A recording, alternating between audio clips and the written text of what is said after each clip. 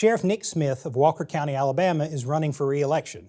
He is also facing 6 misdemeanor counts of violating the standards for employing law enforcement officers. A charging document from the prosecuting attorney's office alleges that Sheriff Smith had knowledge of the ineligibility of multiple deputies to hold positions as school resource officers. Despite lacking the proper credentials, the officers were allowed to wear uniforms, drive patrol vehicles, carry badges, and guns. One of the non-officers had previous certification suspended in Arizona after sworn testimony during a civil service board meeting stating he admitted to placing a gun to a woman's head after pulling her over. The executive secretary of the Alabama Peace Officers Standard and Training Commission has stated Sheriff Smith absolutely refuses to follow the law.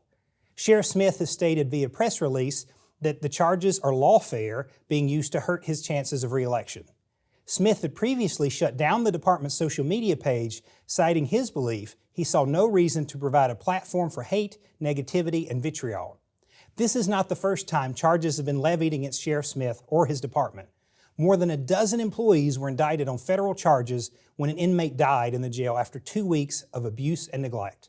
The former inmate, Anthony Tony Mitchell, was arrested on charges that he shot at Walker County deputies as they responded to a welfare check request made by his family.